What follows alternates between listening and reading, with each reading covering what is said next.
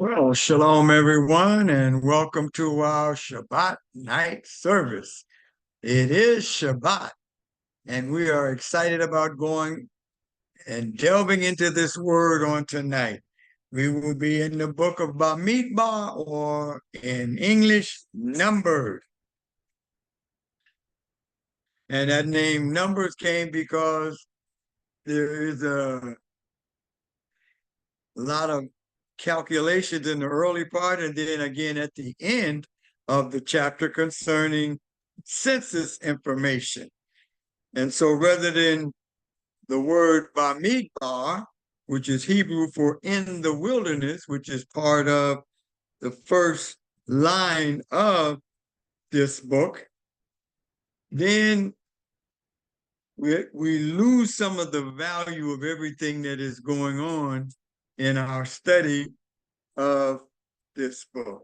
And so we are excited about the opportunity to study and share together with everyone that comes online, either tonight live or those who will participate in another social medium at another time. So shalom, everyone, and welcome to our Shabbat night service. We're going to wait about a minute or so and let others join us, and we're going to allow that to happen.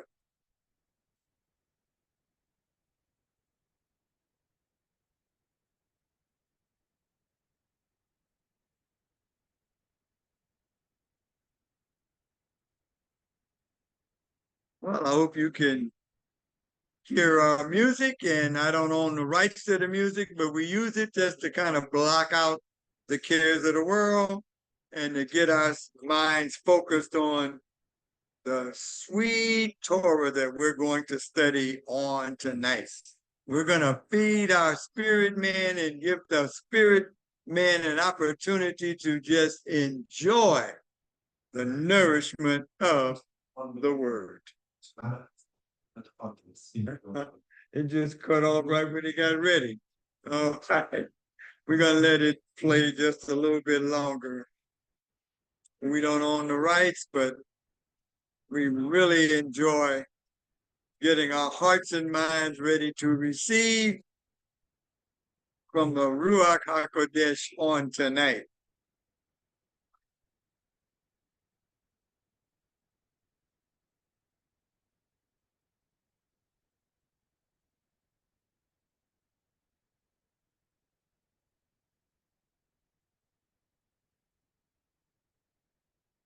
One of the notes of our lesson on tonight was that we count, we matter. Each one has a purpose. And that purpose is intertwined with the plan of Jehovah, our Creator. So every opportunity that we get, each opportunity that we get to study this word is a great opportunity for us to learn and to feed and nourish our spirit man. So as you come on, we thank you so much for joining us. We got about another minute, and then we're going to begin our lesson for tonight. Make sure you mute yourselves.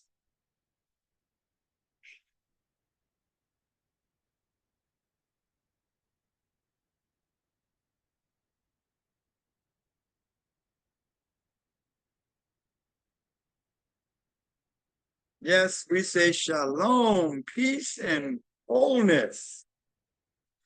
And welcome to our Shabbat night service.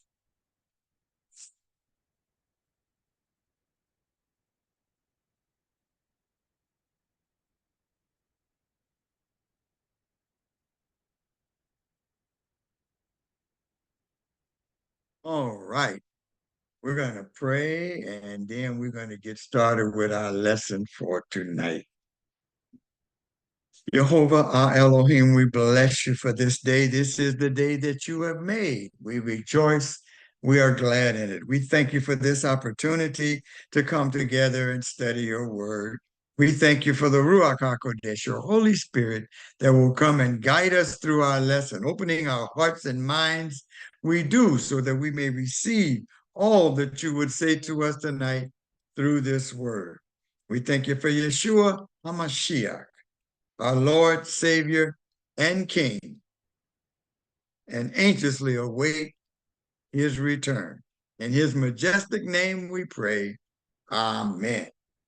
All right, we're going to get right into our lesson. It was not that long, but we'll see what the Spirit does with the information and how we are going to utilize it. So let's get ready for our shared screen. And then we'll get ready for our slideshow presentation. And here we are. We are in Bamidbar, lesson 34 of 52 lessons. That's going to get us through the first 5 books of the Bible in 1 year. And this is season 4, May 24th, 2024. This is our 4th season of studying the Torah, the first 5 books of the Bible, when that word Torah really means instructions. So the instructions that the creator of the universe have given to his children and for all mankind. So with that, let us get into our introduction. This week's reading is Bamidbar, which begins the book we call Numbers. It's the 4th of the 5 books. Isn't that amazing, of Moses? We've already completed 3. Bereshit, Genesis. Let somebody else in right quick. We got Bereshit, Genesis. Then we have Shemot, Exodus. Then we had Vayikra, Leviticus. Now we're in Bamidbar, or Numbers. We're in the 4th book, so we've already completed 3 of the first 5 books of the scriptures. And so we're excited because we get an opportunity to come together, study the word, and nourish ourselves. We're going to see some important information, especially as it talks about how this particular study of Bamidbar opens on the 1st of Iyar, 1 month after the inauguration of the tabernacle. So it's also several weeks before the children of Israel will depart from Mount Sinai and begin their journey to the Holy Land. They got a date there, so they're going to have to be getting up out of here pretty quick. So Jehovah instructs the Israelites on how to camp in the desert surrounding the tabernacle. So now, as they're getting ready to move, the order is set. The order is set for how they would move. And so we know that there were 12 tribes, and then there were some stragglers, but primarily the 12 tribes were divided into 4 divisions, each division having 3 of the 12 tribes in it. And in the center was the Levites. And we'll get into that information as we go. So we had division 1 going forward. Then we had on each side divisions 2, 3, and then at the rear, bringing up the rear, would be division 4. So that would give us a total of the 12 tribes. Each division was 3 tribes. However, Jehovah said to count the Levites separately. Jehovah instructs the Israelites on how to camp in the desert surrounding the tabernacle. The Levites are informed the procedure for dismantling the tabernacle before traveling. Jehovah is going to tell Moshe and Aaron to make account of all the fighting men ages 20 and up. From the number that is counted, there are well over 600,000 men of fighting age, which we will see was above the age of 20. From the number that is, each fighting man is counted, showing the value is equal for each one of them, because the way they counted was basically the weight of a shekel.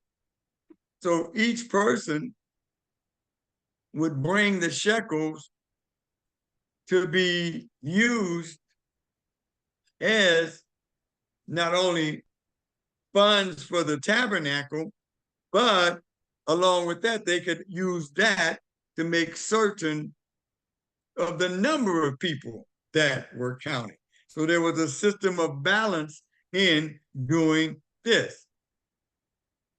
These are the men responsible for taking the land of promise. So the land of Israel was what they were supposed to do. So these fighting men are going to go now on their journey to take the land of Israel that was promised to their ancestors, Abraham, Isaac, and Jacob. The name Bamidbar means in the wilderness, while the Greeks call the name of the book Numbers because of all the counting. The book of Bamidbar will recount the lives of the children of Israel from the time they left Mount Sinai and went to the land. And then the people refused to obey and go into the land and were punished for a period of nearly 40 years until they agreed to go in and take the land. This is a lot more. So from the time, we're going to find out in the first verses that after being gone from servitude for a year, it's almost time now. The tabernacle has been built. The set of the golden calf has been forgiven. And it's time for them now to go and take the land.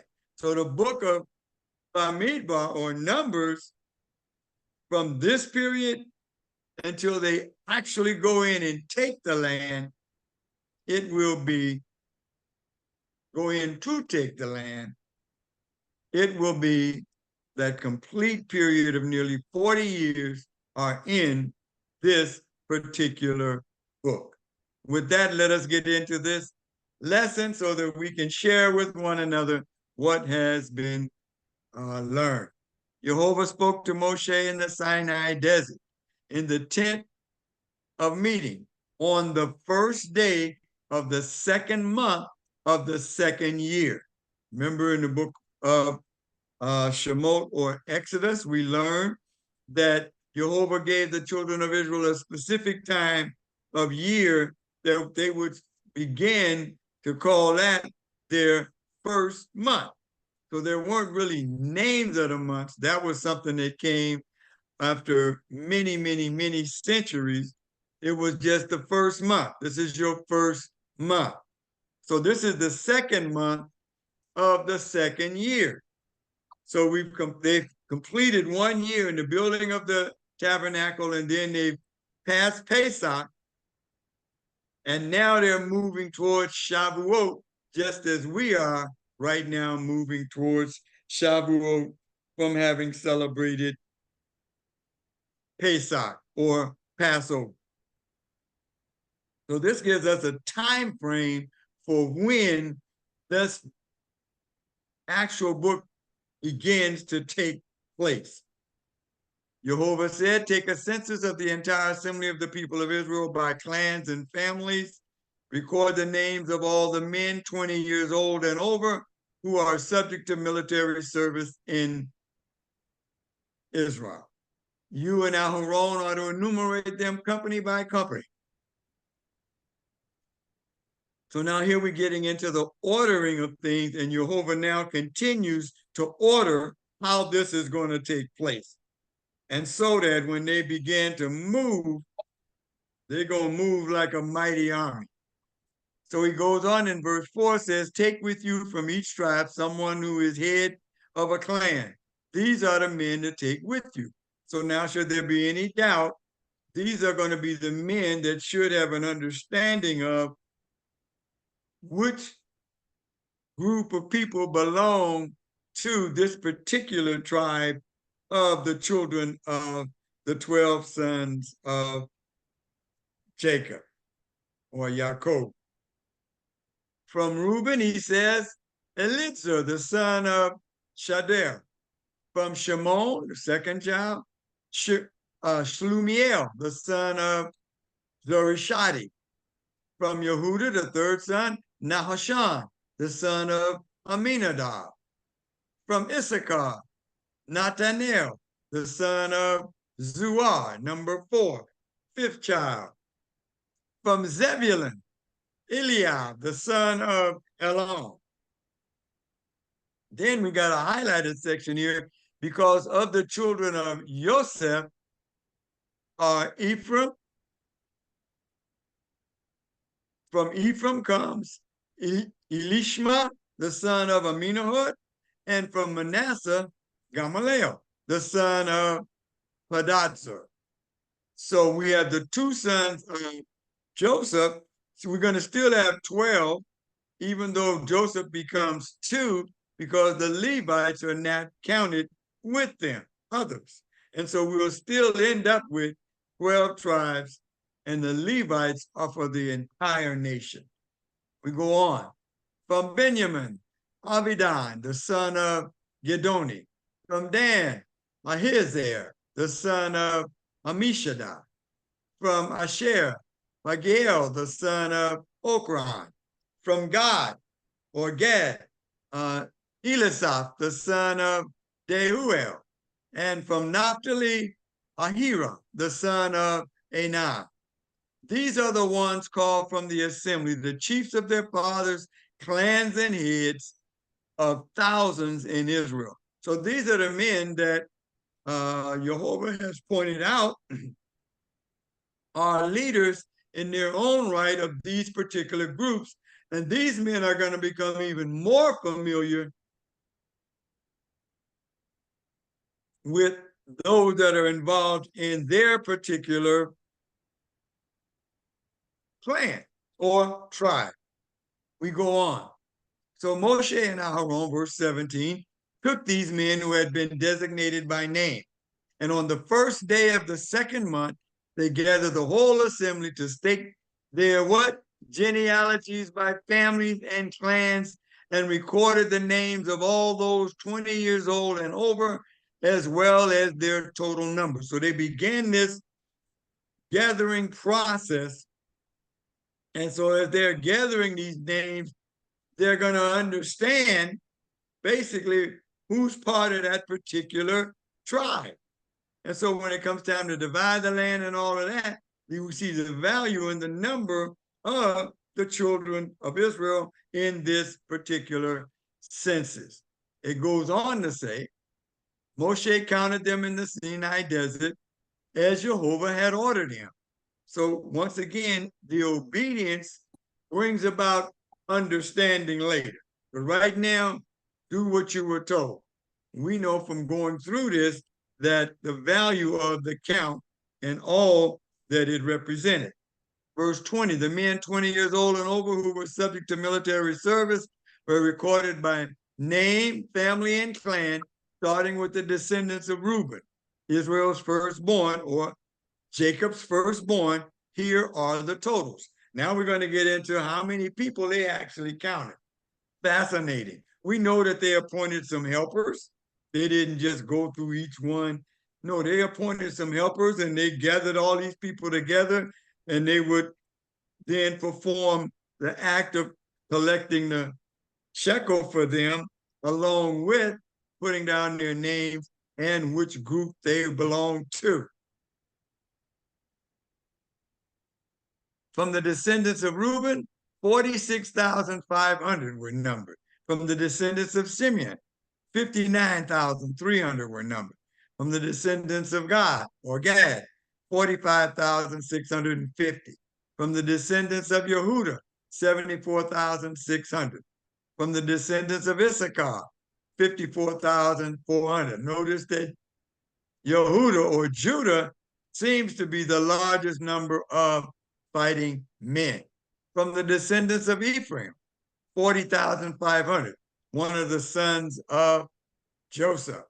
From the descendants of Manasseh, the other son of Joseph, 32,200. From the descendants of Benjamin, 35,400. From the descendants of Dan, 62,700. So right up under Judah seems to be what? Dan in terms of number of soldiers. From the descendants of Asher, 41,500. From the descendants of Naphtali, 53,400. So we have 1, 2, 3, 4, 5, 6, 7, 8, 9, 10, 11, 12. So even though Levi is not there, then we still have 12 because of the two, Ephraim and Manasseh, that were claimed by Jacob as his own. All right, so now we're going to continue in verse 44. Moshe, Aharon, and the 12 leaders of Israel, each from a clan, counted the people of Israel by their clans, or this same would be tribes. Those 20 years old and over eligible for military service in Israel, and the grand total came to 603,550. So now we know that at this particular point in time, in terms of the number of fighting men, we have over 600. They got a nice size army. They got over 600,000 fighting men of fighting age. We go on. But those who were Leviim or Levites, according to the clan of their fathers, were not counted in this census, because Jehovah had told Moshe, do not include the clan of Levi when you take the census of the people of Israel. Instead, give the Leviim charge over the tabernacle of the testimony, its equipment, and everything else connected with it. So the job of the Levites was not to go in and take the land. It was protect the tabernacle and all its furnishings and keep people from in any way defacing it. Their job, their lives depended on that. The job of the soldiers, their lives depended on obedience. They were carry the tabernacle and all its equipment, serve in it and set up their camp around it. When the tabernacle is to be moved onward, it is the Leviim or the Levites who are to take it down and set it up in the new location. Anyone else who involves himself is to be put to death. So anyone else touches any of the aspects of the tabernacle and the courtyard around it would then be put to death. The rest of Israel are to set up camp, company by company, each man with his own banner. But the Leviim are to camp around the tabernacle of the testimony, so that no anger will come upon the assembly of the people of Israel. Jehovah says he is what? Holy. And since he is holy, you can't do foolish things. And so the Levites or the priests become the buffer between the tabernacle and the people. The Levites have been chosen by Jehovah and will have been consecrated for this task. And so they are to maintain the holiness at all times around the tabernacle. The Levites are to be in charge of the tabernacle of the testimony. This is what the people of Israel did. They did everything that Jehovah had ordered Moshe. So far, so good. They are obedient and ready to go take the land. Jehovah said to Moshe and Aharon, the people of Israel are to set up camp by clans, each man with his own banner and under his clan symbol. They are to camp around the tent of meeting, but at a distance. Remember, they were going to be so far away from the tabernacle, because between them and the tabernacle, the Levites, a complete encampment of Levites were around the tabernacle to prevent the sins and the unholy things that the people might be doing around the tent, around the tabernacle, from causing them to be put to death. So we're going to get into that as we go forth. Though, verse 3 through 9, those camping on the east side toward the sunrise, that's where the entrance to the courtyard was. Are to be under the banner of the camp of Yehuda or Judah. So there were going to be 3 tribes, but they would be under the banner of Judah. And they would be the first ones to step out. And when the cloud said it should demonstrate it was time to leave, then the Levites would blow the trumpets, tell the people in the camp that it was time to get ready to go. And these tribes from the east would go forth first. The tribe around the east side. Then we have Reuben, the tribe of Reuben, Simeon, and Gad. 151,450, those 3. Then we had Judah, Issachar, and Zebulun, 186,400, under the banner of Judah. Under the banner of Reuben would be Reuben, Simeon, and Gad, and they were on the, I believe it's going to be the west. The west, the opposite. Then we have the 3rd tribe was Ephraim, Manasseh, and Benjamin.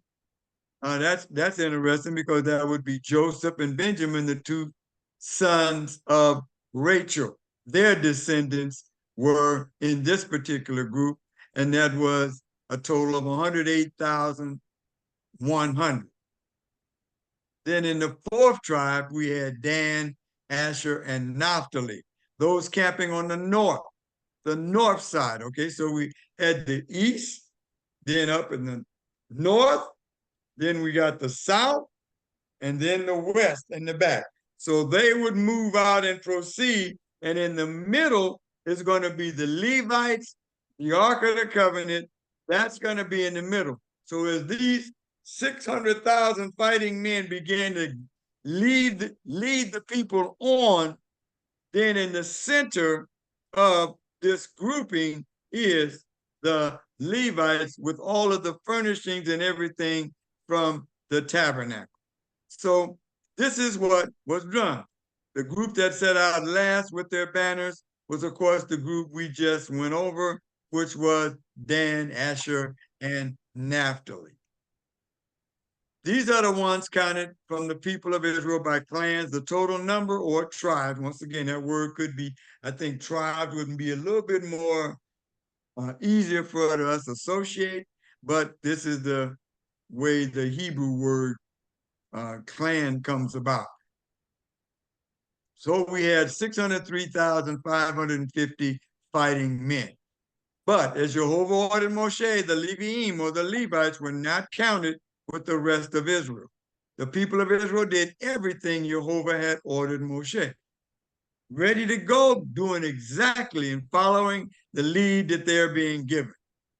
They set up camp under their banners and they set out, each according to his family and clan. So once again, it was groups of 3 on the east, the north, the south, and the west. 3 tribes each. We saw the numbers, and that is how they would move forward. Chapter 3. These are the descendants of Aharon and Moshe as of the day when Jehovah spoke with Moshe on Mount Sinai. The names of the sons of Aharon are Nadab, the firstborn, Avihu, Eleazar, and Ithamar. These were the names of the sons of Aaron the priest, whom he anointed and ordained as Kohanim.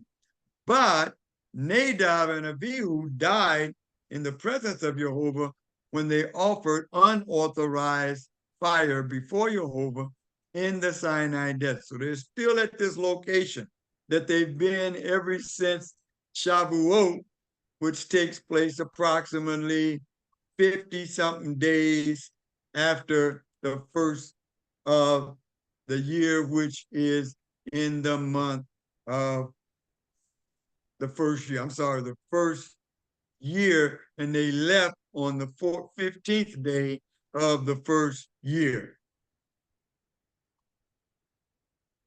The names of this, okay, we went through that. Eleazar and Ithamar served as priests, Kohanim, in the presence of Aharon, their father. So that Nadab and Abihu didn't even have any children, no descendants. So they basically, for what they had done, they didn't have any children, so there were no heirs. So the only heirs would be the sons of Eleazar and Ithamar. Jehovah said to Moshe, summon the tribe of Levi and assign them to Aharon the priest so that they can help him. So now the children of the Levites are basically going to be the ones that are going to help with the assembly, the disassembly, the carrying, everything around the tabernacle, and they will remain right there in the center of this group of people that are moving towards the land as they begin to leave.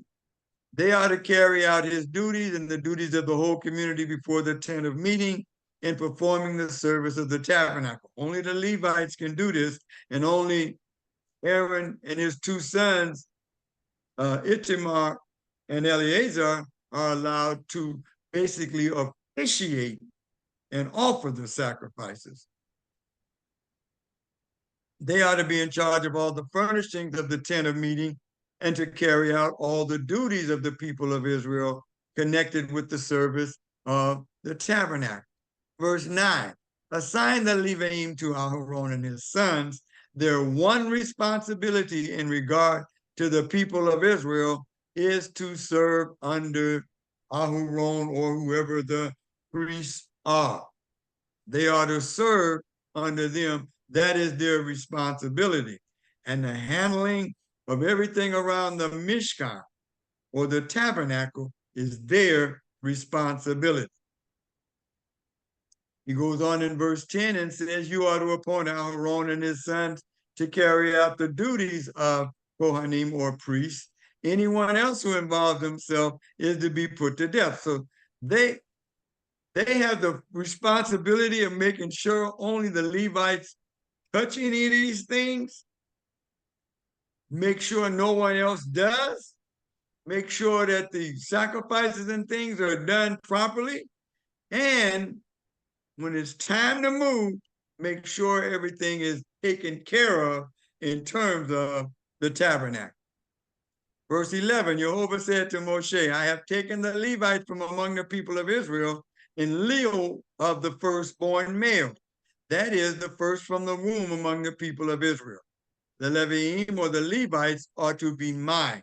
So because of the sin of the golden calf, what transpired prior to that would have been the elders of each particular tribe would in fact be considered to be the firstborn of all of the leaders of the tribe would be considered the priests, future priests of the family. But because of the sin of the golden calf, and only the Levites went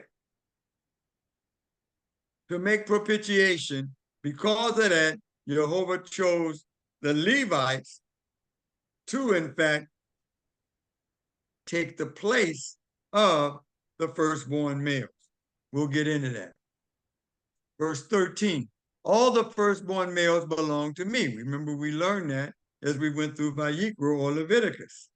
The firstborn from the womb belongs to Jehovah, and that person had to be redeemed by 5 shekels, going to the temple or going to the tabernacle and producing 5 shekels to redeem that person back to their family.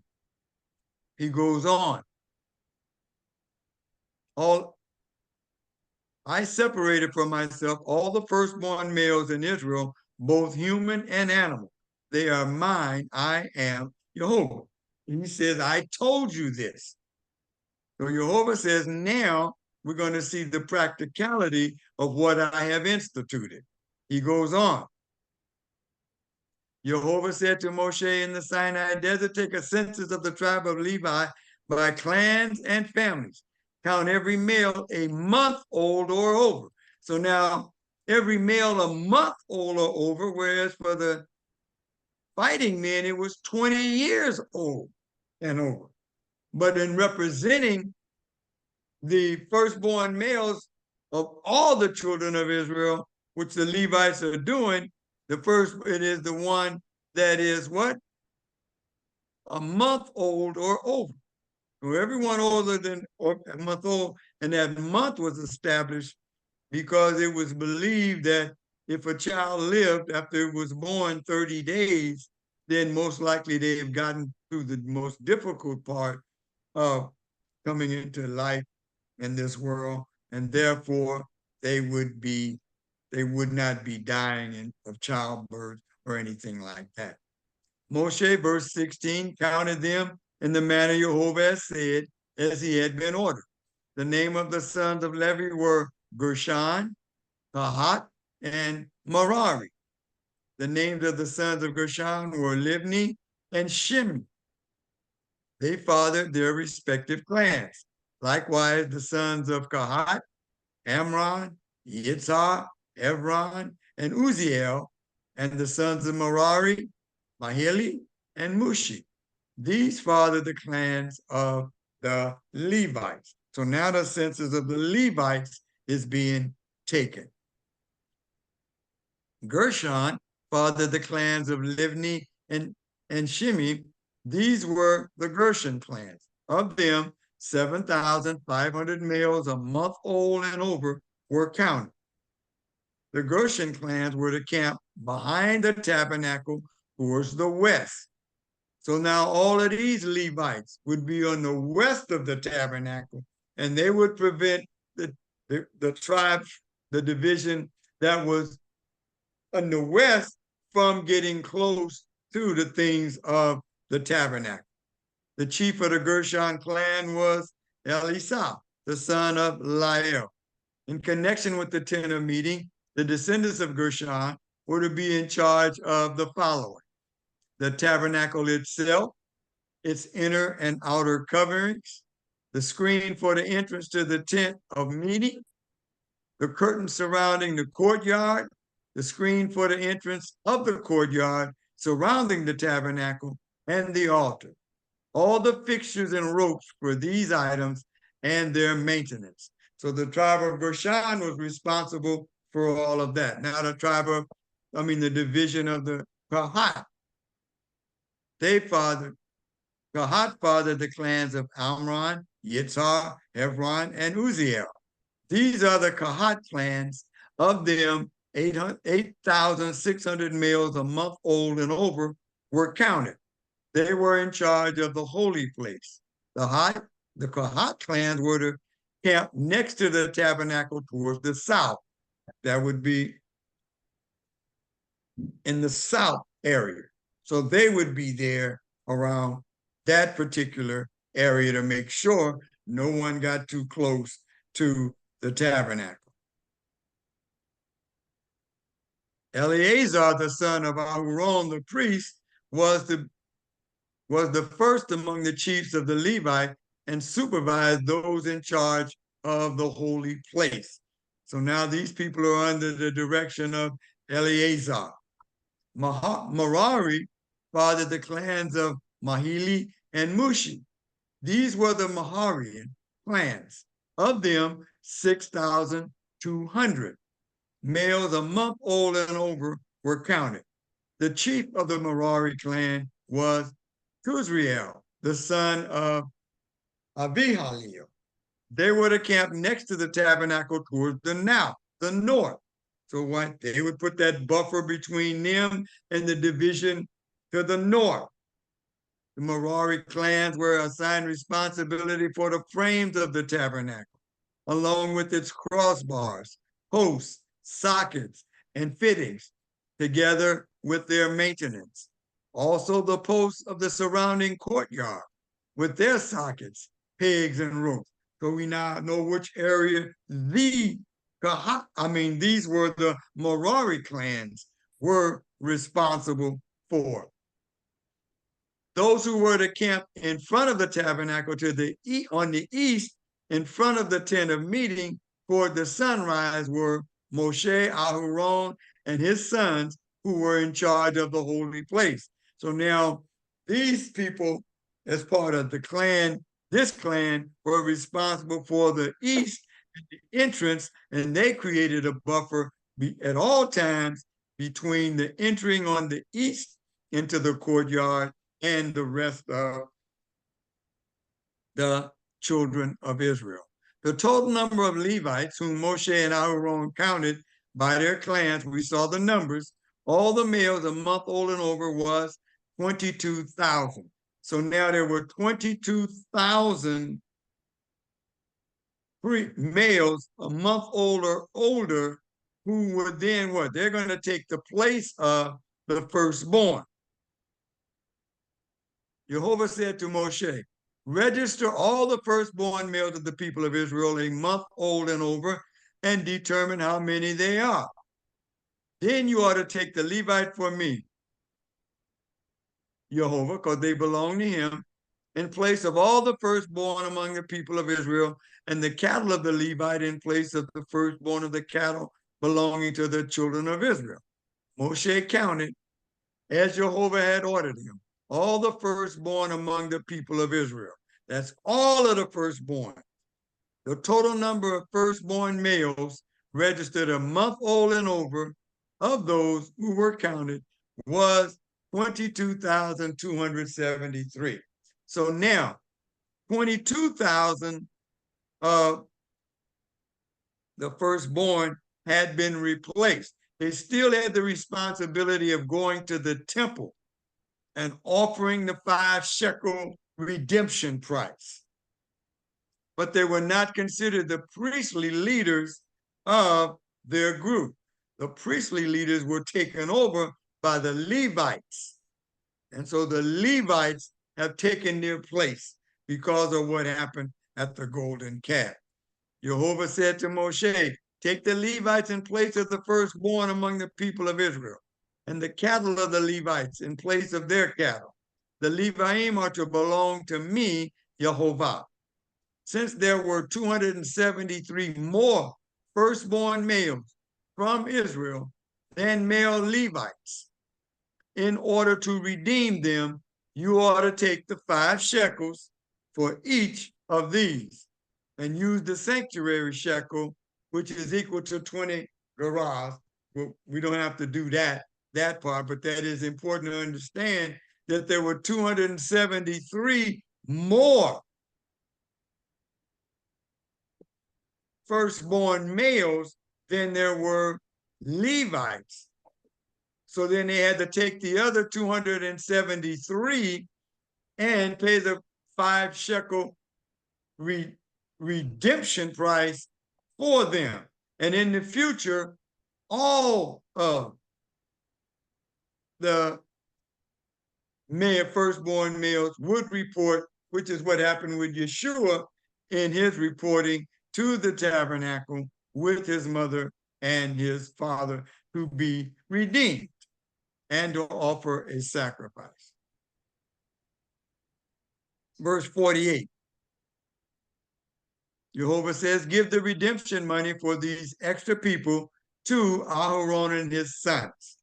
Moshe took the redemption money from those who were over and above those redeemed by the Levites.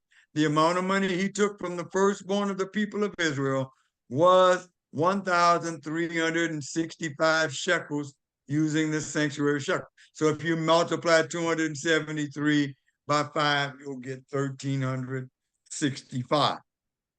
Moshe gave the redemption. Everything is accounted. There's an order about everything that's going on. And so everything is being accounted for, including the firstborn and their place being taken by the Levites, and then those that were in addition to that. So the Levites had redeemed the 22,000, but the 273,000 were more than a male Levite. So therefore, that money was then, that 5 shekel price for each one of the males was paid. Verse 51, Moshe gave the redemption money to Aaron and his sons in keeping with what Jehovah had said, as Jehovah had ordered Moshe. So everything is done in order and in the manner in which Jehovah has designated they should take place. We're going to close out now in chapter 4. Jehovah said to Moshe and Aaron, take a census of the descendants of Kahat. Remember, they're going to be responsible for the heavy stuff inside, I believe, inside the tabernacle, who are among the descendants of Levi by clans and families. All those 30 to 50 years old, these will enter the Corps doing the work in the tent of meeting. So those that are 30 to 50 were considered to be in their prime strength age. And so they were going to be responsible for carrying these things and making sure nothing happened to them on the journey to the land. Here is how the descendants of Kahat are to serve in the tent of meeting and deal with the especially holy things. When the time comes to break camp, Aaron is to go in with his sons, take down the curtain, which serves as a screen, and cover the ark of the testimony with it. Remember the bar, that the rod that would carry the ark would be there. Only Aaron and his sons could go in there, take that curtain down in the holy place, and cover the ark of the covenant. He goes on. On that, they ought to place a covering of fine leather on top of that. And on top of that, spread an all blue cloth. Then they ought to insert the carrying poles. On the table of showbread, they ought to spread a blue cloth and place on it the dishes, incense pans, offering bowls, and pictures. The perpetual bread is to remain on the table. They are to spread, remember there were 12 loaves, one for each of the 12 tribes. They are to spread on these things the scarlet cloth over them with the covering of fine leather and insert the poles. All of these things were going to be carried by these Levites, but only the priests could cover them up. Nobody else can go in there. Only Aaron and his sons can cover it up. The rest of them had to wait until it was covered. Then they would be told, you can go in now and pick these things up by the poles and carry it on their shoulders. They are to spread on these things the scarlet cloth, cover them with the covering of fine leather, and insert the poles. We go on. They are to take a blue cloth and cover the menorah for the light, its lamps, its tongues, its trays, and the jars used to add oil to it. They are to wrap it and all its accessories in fine leather and place them on a carrying frame. So now the menorah was going to be on like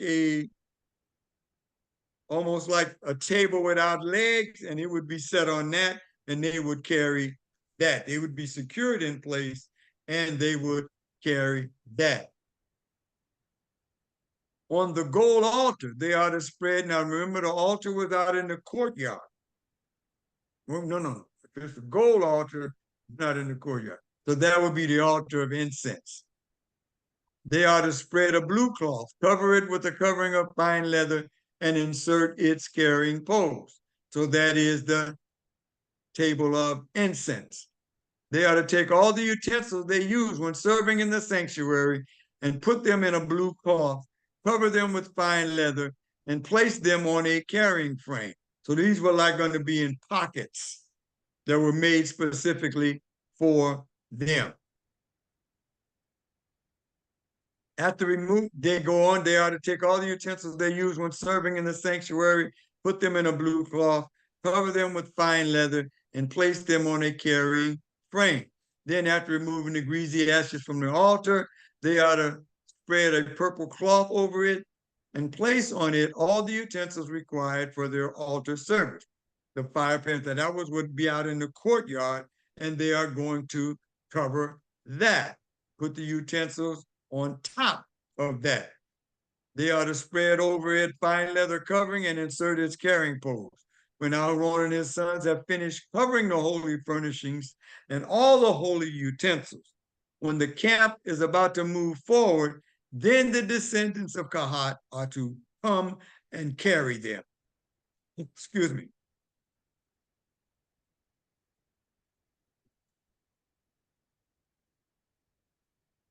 Jehovah goes on to say, but they are not to touch the holy things so they won't die. These things are the responsibility of the descendants of Kahat in the tent of meeting. Eleazar, the son of Aharon the Kohen, is to be responsible for the oil for the light, the fragrant incense, the continuing grain offering, and the anointing oil. He is to be in charge of the entire tabernacle and everything in it, including the sanctuary and its furnishings. Jehovah said to Moshe and Aharon, do not cut off the clan of Kohath from among the Levites.